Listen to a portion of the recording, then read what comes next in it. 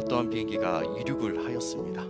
이륙을 하였는데 이상 기류와 만남으로 인하여서 이상한 기내의 방송이 흘러나왔습니다. 이상 기류를 만나기 때문에 우리 비행기 안에 모든 무거운 짐을 다 빼야 합니다 해서 화물에 있는 캐리어나 여러 가지 짐들을 빼었다고 합니다.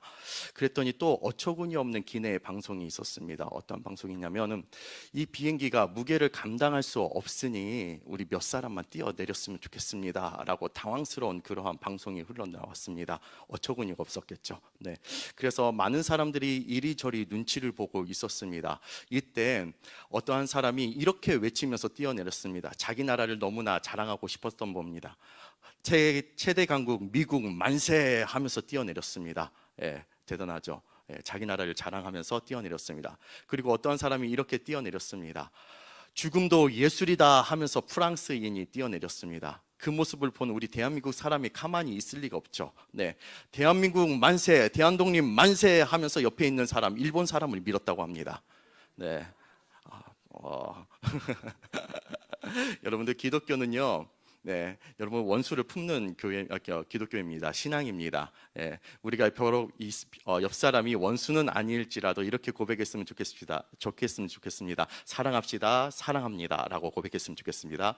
사랑합시다, 사랑합니다라고 고백했으면 좋겠습니다. 네, 이 시간 예수님의 권위와 능력이라는 주제를 가지고 여러분들과 함께 하나님의 말씀 나누도록 하겠습니다. 참고로 제가 이전에 청년부를 담당을 했는데 청년부 아이들이 저의 설교를 열광을 했습니다. 왜 열광을 했을까요? 설교가 짧기 때문에. 설교가 짧아요. 우리 성도님들도 알 거예요. 설교가 짧아요. 그렇기 때문에 여러분들 잠깐 딴 생각하면 설교가 끝나요.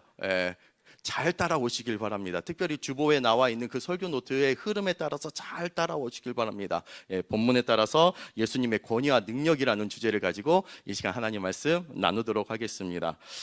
예수님께서 시험을 받고 난 후에 본문으로 곧바로 들어가겠습니다. 시험을 받고 난 후에 예수님께서 첫 번째로 사역했던 곳이 있습니다. 한번 지도를 보여주셨으면 좋겠습니다.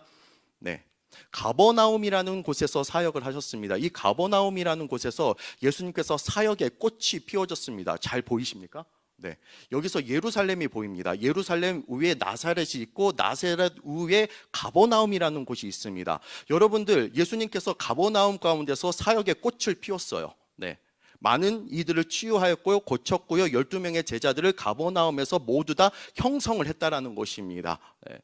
그런데 여기서 생각해 볼 문제가 있습니다. 여러분들 전략적으로 복음을 증거하려면요, 어떤 소식을 증거하려면요, 그 나라의 수도에 가서 전하는 것이 더욱더 효과적이지 않을까요? 이스라엘의 수도가 어디입니까? 예루살렘이에요. 예수님께서는 첫 번째 발걸음을 예루살렘으로 뛰지 않고 왜 가버나움으로 뛰었을까요? 이유는 이와 같습니다. 여러분, 미국의 수도가 어디입니까?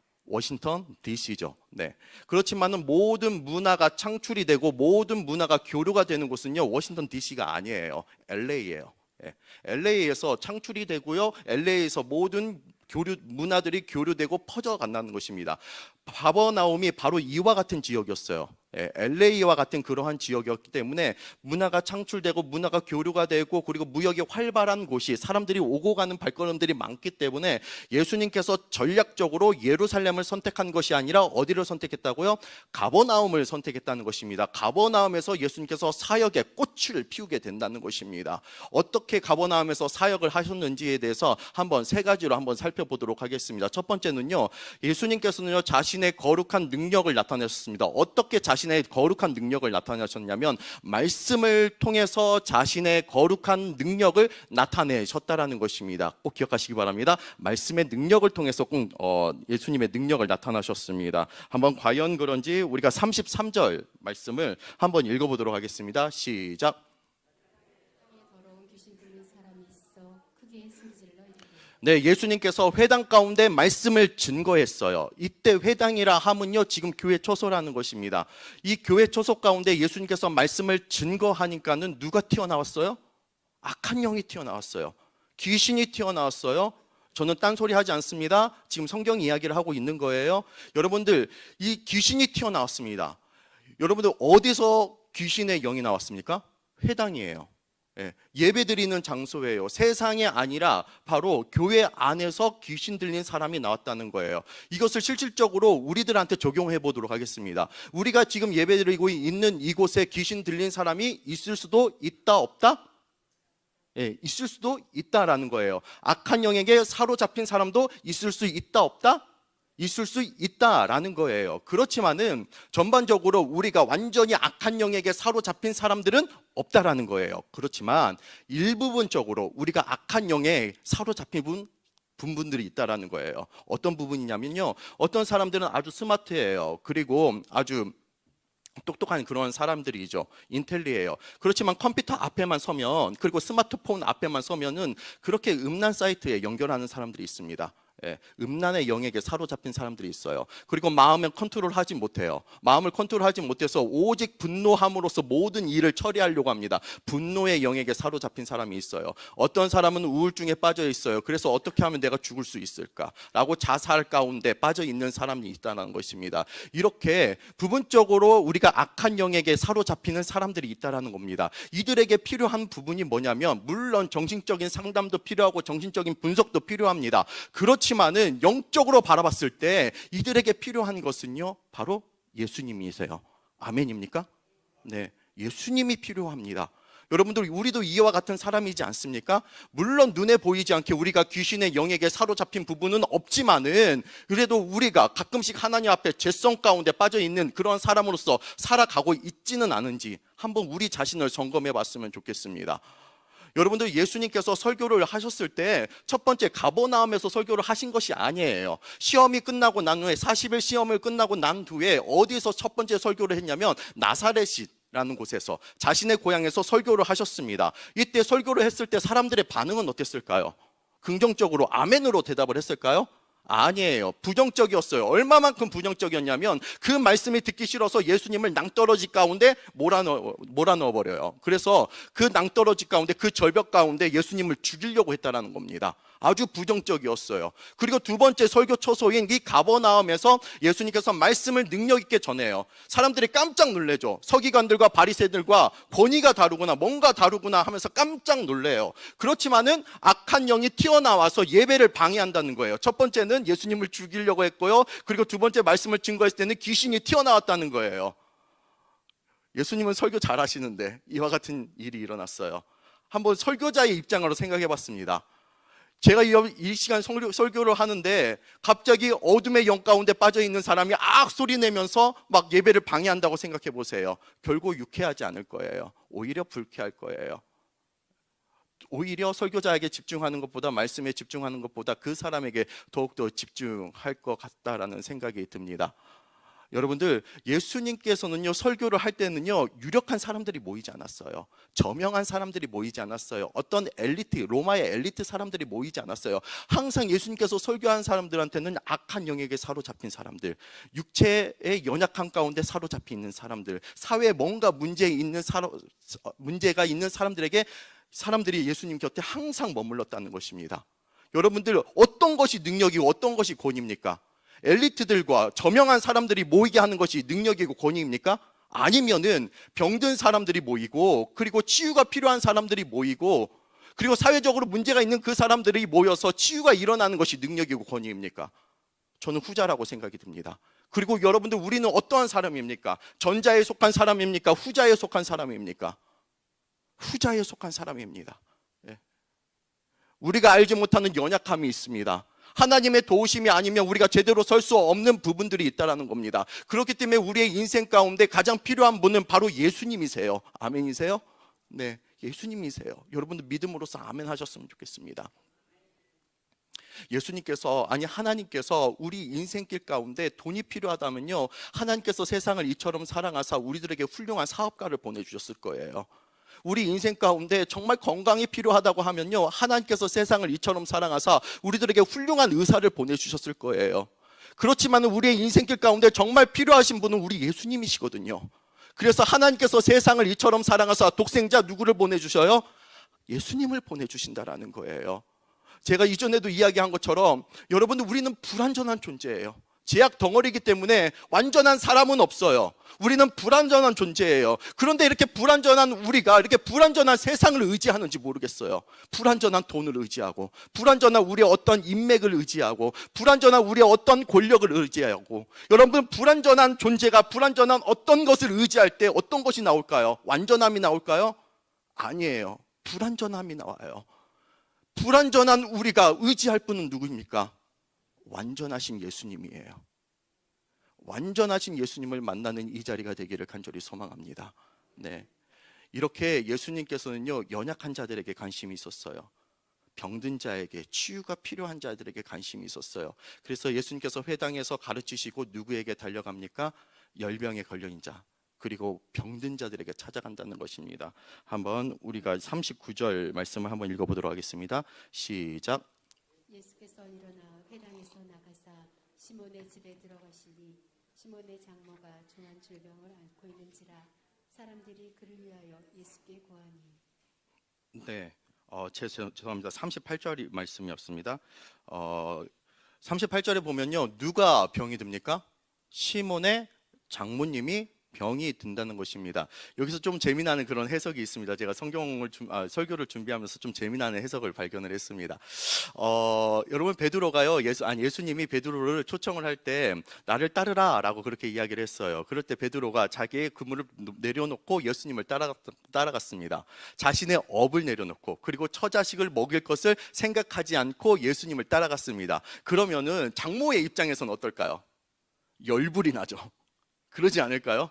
예, 자신의 업을 내려놓고, 그리고 처자식을 먹이는 것을 생각하지 않고 예수님을 따라갔다니까는 열불이 났을 것 같아요. 그래서 이 마음 가운데 있는 게 바로 화병이었을 거다라고 그렇게 생각을 해석하는 부분들이 있습니다. 그렇지만은 이것보다도요, 여기서 예수님을 초대했던 그런 열병은요, 그 당시에 의학으로 고칠 수 없기 때문에, 분명히 열병이 들었으면 의사를 불렀을 거예요.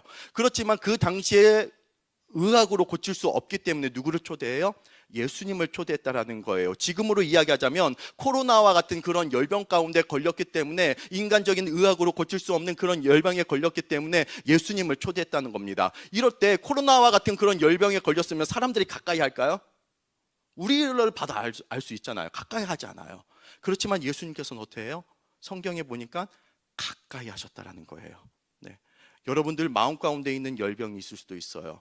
육체적인 열병이 있을 수도 있어요. 여러분들의 간절한 신음소리가 있을 수도 있어요. 그럴 때 하나님께서 그런 신음소리를 외면하지 않으시고 멀리서 바라보지 않으세요. 가까이 하신다라는 거예요. 그 가까이 하시는 그 하나님을 의지하시길 바랍니다. 그리고 어떻게 치유하시냐면요, 우리가 40절 말씀을 한번 읽어보도록 하겠습니다. 40절 한번 여러분들 읽어보도록 하겠습니다. 시작. 해질 무렵에 사람들이 온갖 병자들을 데리고 나오매 예수께서 일일이 그 위에 손을 얹으사 고치시니. 네, 보세요. 그대로 띄워주시기 바랍니다. 예수님께서 회당에서 말씀을 증거하고 열병에 걸린 시몬의 장모님을 고쳤습니다. 그래서 해질 무렵이 됐습니다. 해질 무렵이라 하는 것은요, 바로 퇴근 시간이 되었다는 거예요. 퇴근 시간이 되었기 때문에 예수님의 육체는 어땠을까요? 노곤노곤했겠죠. 피곤했겠죠. 그럼에도 불구하고 자신을 따르는, 제가 생각을 했을 때 수천 명의 사람들이 예수님을 따라갔을 것 같아요. 이 수천 명의 사람들을 예수님께서 거절하지 않았어요. 환영했다라는 거예요. 환영을 하면서 그들을 치유를 했습니다. 그런데 치유하는 그 현장을 보세요. 노란 글씨 한번 보시기 바랍니다. 저 같으면요, 이 수천 명의 사람들이 치유함이 필요하면요, 그냥 두 손 들고 이 병든 자들이여 나을지어다, 눈먼 자들이여 고칠지어다, 일어날지어다 라고 그렇게 이야기할 것 같아요. 충분히 예수님께서는요, 그러한 전능의 힘이 있기 때문에 그렇게 선포하셔도 돼요. 그런데 예수님께서는 그렇게 효율적으로 일하지 않으셨어요. 어떻게 일하셨어요? 일일이 안수하셨다는 거예요. 일일이 수천 명의 사람들에게 일일이 안수하셨다는 거예요. 예수님의 사랑이 보이지 않습니까? 네. 한 사람 한 사람 놓치지 않고자 하는 그런 예수님의 사랑이 보이지 않습니까? 여러분들, 하나님께서 여기 나오신 분들 절대로 한 사람 한 사람 외면치 않으십니다. 한 사람 한 사람 하나님께서 기억하십니다. 이 일일이 안수하신다라는 말 꼭 간직을 했으면 좋겠습니다. 이것이 바로 예수님의 마음이에요.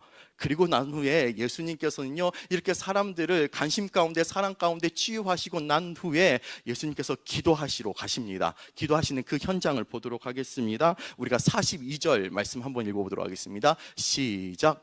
날이 밝음에 예수께서 나와사 한적 너희들에게서 떠나시지 못하게 만류하려 하매 네, 해질 무렵까지 예수님께서 일하셨어요. 밤 늦게까지 일하셨던 것 같아요. 그렇지만 한적한 곳에서 일어나서 날이 밝음에 한적한 곳에서 나아갔다는 거예요. 이것은 무슨 의미예요? 예수님께서 새벽 예배를 드리셨다는 거예요. 예수님의 사역 가운데 가장 중요시 여겼던 것은요, 하나님과의 교제예요. 이와 같이요, 우리들도 우리의 신앙생활 가운데 가장 중요한 것이 뭐냐면 하나님과의 교제입니다. 하나님과의 교제예요. 여러분들 귀신 사단을 쫓아낼 때 귀신이 먼저 예수님을 알아봐요. 예수님이 하나님의 아들이다라고 그렇게 고백을 해요. 그런데 예수님의 심정과 감정은 어땠습니까? 기뻐했습니까? 기뻐하지 않았어요. 오히려 입을 다물라라고 그렇게 이야기했어요. 그런데 3년 후에 베드로가 이렇게 고백을 하죠. 주는 그리스도여 살아계신 하나님의 아들이십니다. 라고 그렇게 고백을 해요. 이 고백을 듣고 난 후에 예수님의 마음은 어땠을까요? 기뻐하세요. 왜 이러한 차이가 날까요? 동일하게 똑같이 고백을 해요. 귀신 또한 하나님의 아들이다 라고 고백을 해요. 그리고 베드로 또한 하나님의 아들이다 라고 또 그렇게 고백을 한다는 거예요. 무슨 차이가 있길래 이러한 감정의 차이가 있을까요? 예수님의 귀신이 고백했기 때문에 그것도 맞는 말이에요. 그렇지만은 더욱더 구체적인 사항은요, 이와 같은 거예요. 귀신은요, 예수님과 교제할 수 없어요. 그렇지만 베드로는요, 3년 내내 예수님과 교제를 했다는 거예요. 여러분들, 하나님을 안다라는 것은요, 여러분들이 그냥 세상에서 들었던 그러한 지식 갖다가 하나님을 안다, 성경을 안다라고 할 수는 없어요. 하나님과의 교제가 있어야 돼요. 하나님과 비로소 교제가 있을 때 내가 비로소 하나님을 안다라고 그렇게 고백할 수가 있습니다. 여러분들, 어떤 크리스천 기관에서 이러한 조사를 했습니다. 크리스천들이 있는데 약 25%가 크리스천이라고 자기가 고백한 사람들이에요. 25%가 주일날 예배를 드리지 않는다라고 합니다. 그리고 40% 이상이 성경을 읽지 않는다라고 합니다. 일주일 동안. 그리고 45%가 기도하지 않는다라고 합니다. 그리고 75%가 단 한 번도 인생 가운데 전도한 적이 없습니다. 그렇지만 100%가 모두 다 천국에 가고 싶다고 합니다. 여러분, 약간 어불성설이지 않습니까? 제가 여기서 말하고 싶은 것은요, 공로주의를 이야기하는 것이 아니에요. 교제를 이야기하는 거예요. 기도할 수 있는 교제, 성경 읽는 그런 교제도 없이 어떻게 천국에 가려고 합니까? 하나님과의 교제가 있을 때 비로소 내가 너를 안다라는 그러한 말을 듣지 않을까요? 네. 여러분들, 하나님과 교제가 있어야 합니다. 네.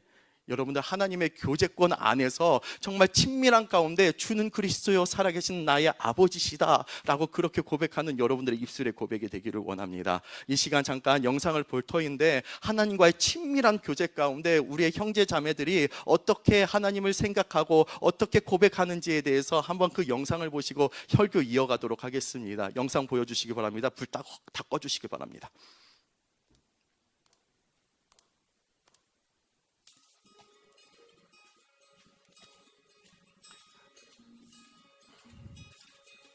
네, 방송실 여기 조명도 꺼주세요. 소리 좀만 올려주세요.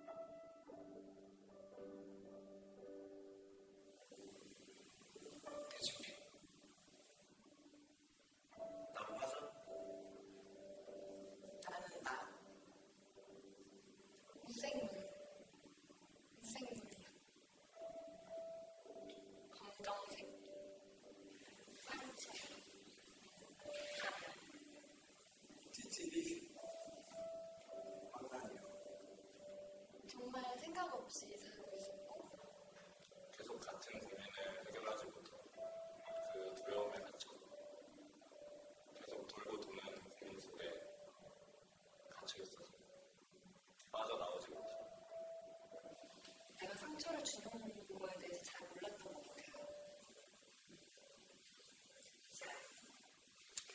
네.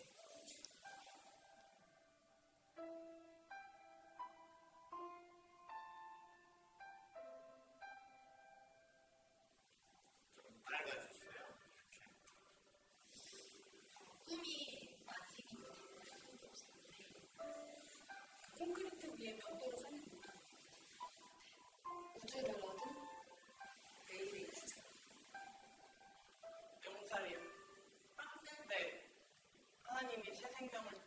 라고 생각하고 기쁨을 주셨어요. 무지개처럼 환하게 패러글라이딩 하는 느낌인 것 같아요. 그러니까 뒤에서 정말 든든하게 전문가가 계셔서 내가 어떤 방향을 가는 거에 대한 두려움이 없이 진짜 그 세상을 편하게 보려고 하는 내가 눈을 볼 때나 감고 있을 때나 언제나 사랑받고 있다.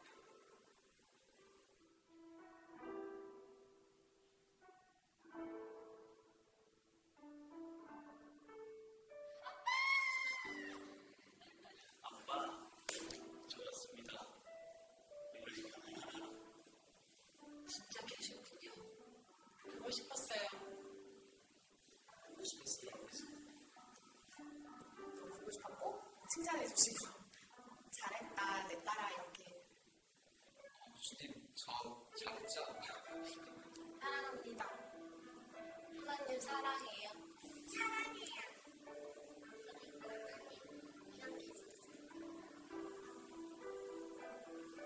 감사합니다. 저희 가족이 있어서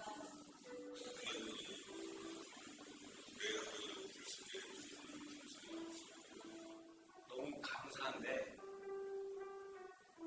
죄송해요. 하나님 언제부터 저를 부셨나요? 물어보고 싶어요. 저 실수도 많이 했는데 그래도 노력했어요. 주님.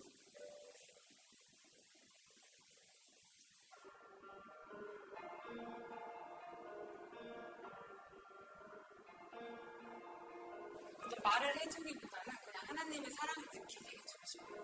만났으면 좋겠어. 하나님 정말 만났으면 좋겠어. 같이 하나님 만나서 행복하자. 예수님 믿으세요. 좋아요. 그 말을 맞아요. 참 좋아. 말 설명했어. 하나님이 당신 기다리고 있어요.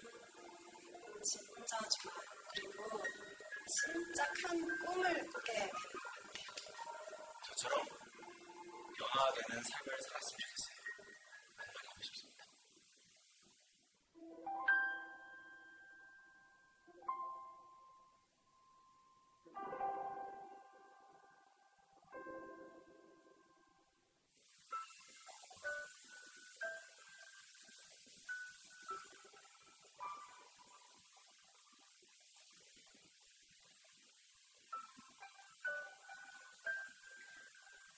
왜요?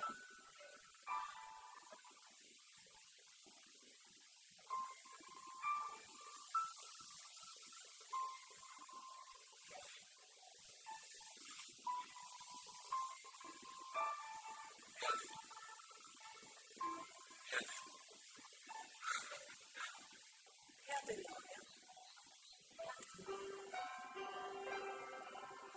못 참겠는데. 왜? 이렇게 좋은데. 내려와요. 예수님 믿으세요. 믿으세요. 아, 왜 못하겠어요? 아, 하나님 믿지 말라고 왜 못하겠어요?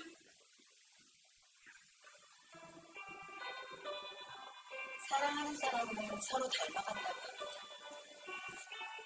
당신을 통해 하나님의 모습을 봅니다.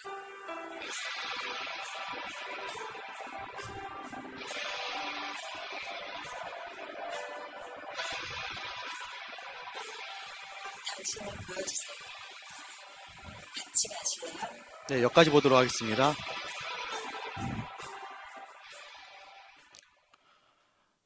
여러분들, 하나님과 친밀한 교제가 있음으로 인해서 저희 이렇게 형제 자매들이 고백한 고백이 바로 여러분들의 고백이 되기를 원합니다. 그러면은 제가 약간 추상적으로 이야기했지만은 하나님과 교제를 어떻게 해야 합니까? 라는 그러한 질문을 우리가 던질 필요가 있습니다. 여러분, 많은 믿음의 선배들이, 그리고 제가 하나님 앞에 하는 그런 고백이 있어요. 반주 좀 한번 해주시겠어요? 저는요, 하나님 앞에 항상 서면요, 저의 연약함이 보여요. 저의 부족함이 보여요. 그래서 하나님 앞에 날마다 고백하는 고백이 이와 같은 고백이에요. 하나님, 불쌍히 여겨주세요. 하나님, 날 좀 불쌍히 여겨주세요. 라는 그런 고백을 해요. 여러분도 하나님 앞에 자신의 연약함이 보이면, 뭔가 답답한 상황 가운데 있으면 이렇게 고백했으면 좋겠어요. 하나님, 날 좀 불쌍히 여겨주세요. 제가요, 하나님 앞에 언제 불쌍히 여겨달라고 그렇게 간절히 고백을 했냐면, 7년 전에 이와 같은 일이 일어났어요. 저희 아내가 임신을 했어요. 아내가 임신을 했는데 한 10달 동안 배에 잘 갖고 있었어요. 네. 그런데 막달이 되는 달에 사모가 느끼기에는 이 아이가 태동이 없는 거예요. 그래서 태동이 없어서 저를 빨리 불러서 병원에 가자는 거예요. 병원에 갔더니 이 아이가 탯줄을 감은 것 같다라고, 한 2-3번 감은 것 같다라고. 그래서 빨리 응급실에 가자고. 의사 선생님이 저에게 해준 말이 이와 같은 말씀이었어요. 열어봐야 알겠다고. 이것은요, 거의 가망성이 없는 말이에요. 열어봐야 알겠다고. 그 말을 들으니까는 이 심령이 막 요동치더라고요. 물론 본 자녀는 아니지만은 뱃속에서 그렇게 친밀하게 이야기를 나누고, 친밀하게 아이에게 노래도 불러주고 찬양을 불러준 그 아이가 죽는다라고 생각하니까는 정말 요동치더라고요. 그래서 벽 앞에서 이렇게 고백을 했어요. 하나님, 어떻게 할지 모르겠어요. 하나님, 불쌍히 여겨주세요. 날 좀 불쌍히 여겨주세요. 우리 가정 좀 불쌍히 여겨주세요. 라고 그렇게 하고, 그렇게 기도하고, 약 1분 정도 지나갔을 때 응급실에서 응애 하고 소리가 들리더라고요. 그래서 의사 선생님이요, 저에게 달려왔어요. 아빠 된 저에게 찾아와서 축하합니다 라고 그렇게 이야기하면서 이렇게 이야기하더라고요. 저는 의학적으로 설명할 줄 알았어요. 이것이 문제였고 의학적으로 이렇게 한 것이 해결되었습니다 라고 그렇게 의학적으로 논리정연하게 설명할 줄 알았어요. 그런데 그 의사 선생님이 이렇게 이야기하더라고요. 하나님께서 일하셨습니다. 하나님께서 일하셨어요. 이것은요, 의학적으로, 저는 이렇게 해석했어요. 이것은 의학적으로 고칠 수 없었는데 하나님께서 적절한 타이밍을 주셨고 하나님께서 이 생명을 살려주셨습니다 라고 그렇게 고백한 것처럼 들렸습니다. 여러분들 답답합니까? 막막합니까? 연약함이 보입니까? 그럼 여러분들이 하나님 앞에 친밀하게 교제하면서 나가야 할 고백은 무엇이냐면요, 하나님, 날 좀 불쌍히 여겨주세요. 날 좀 불쌍히 여겨주세요. 여러분, 세상에 살아가면서 시원합니까? 뭔가 뻥 뚫린 것 같습니까? 답답하잖아요. 그럴 때 여러분들 무릎 꿇고 하나님 앞에 고백해야 돼요. 내 연약함을 두고 하나님, 날 좀 살려주세요. 날 좀 불쌍히 여겨주세요. 하나님의 일하심을 맛보길 원합니다 라고 여러분들 꼭 고백하시기 바랍니다. 그래서 이 친밀한 교제 가운데 정말 여러분들이 사는 그곳이 천국이 되기를 원합니다. 아멘입니까? 이 시간 우리가 다 함께 그 마음 가지고 하나님 앞에 찬양하기를 원합니다. 주가 일하십니다. 주가 일하십니다 라고 고백했으면 좋겠습니다.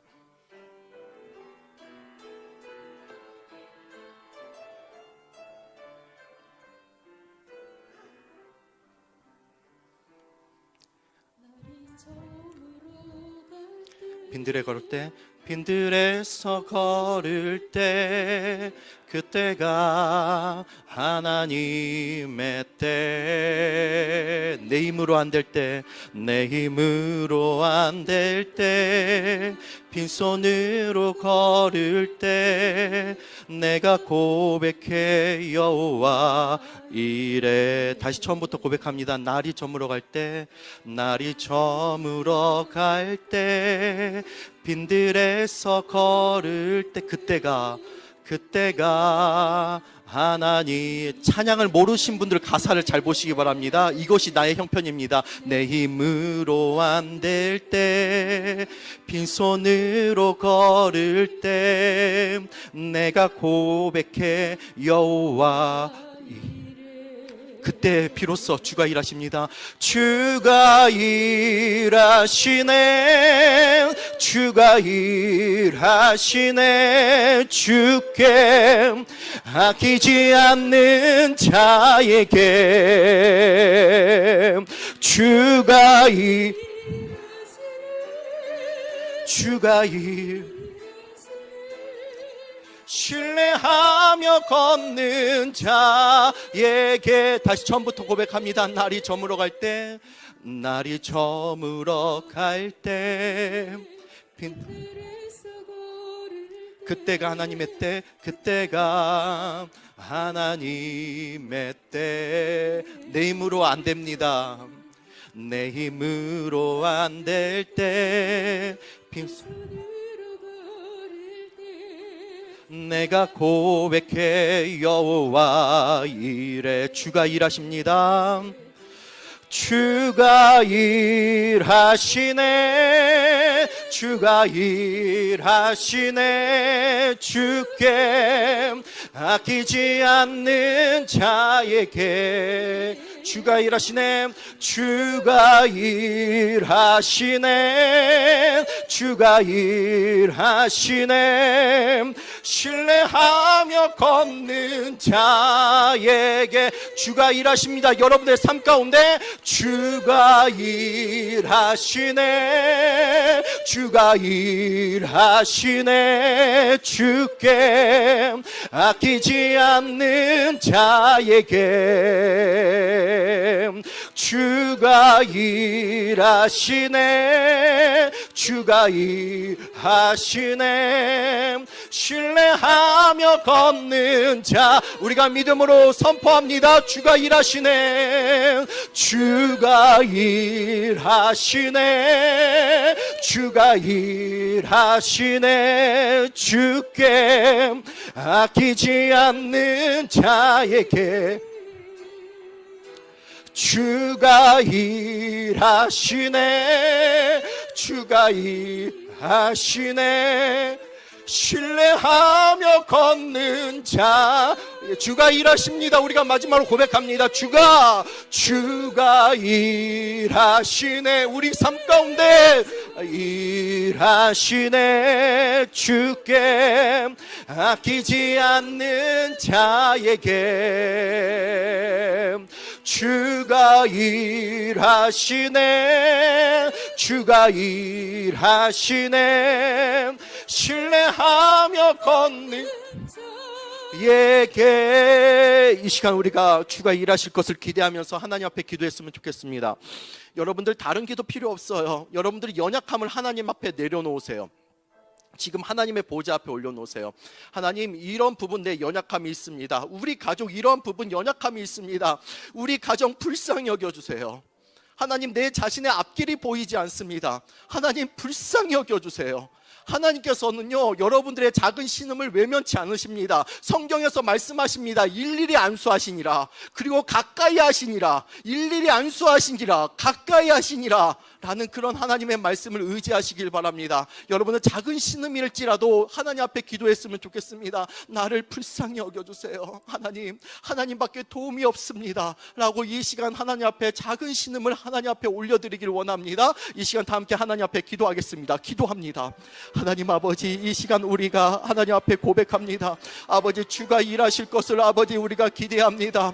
하나님 아버지, 일하여 주시옵소서. 아버지, 일하여 주시옵소서. 아버지, 주여, 우리가 날마다 온전히 하나님의 교제권 안에 있길 원합니다. 아버지, 하나님의 연약함 가운데 아버지 하나님, 우리의 연약함을 하나님의 보좌 앞에 올려드리며 이 시간 기도하오니 하나님, 우리의 작은 신음을 아버지께서 들어주시옵소서. 아버지, 그래서 가까이 하시니라. 아버지, 하나님께서 가까이 하시니라. 아버지, 그리고 일일이 안수하시니라 라고 하나님의 사랑을 표현한 것처럼 아버지, 이 사람들을 하나님께서 놓치지 마시고 외면치 마시고 아버지, 하나님과 늘 동행하며 나아갈 수 있는 아버지 이들이 되기를 원하오니 아버지, 작은 신음일지라도 막막한 상황이고 답답한 상황일 때 온전히 하나님 앞에 아뢰며 나아갈 수 있는 아버지, 그런 하나님의 백성들 될 수 있도록 하나님 아버지 인도하여 주시옵소서.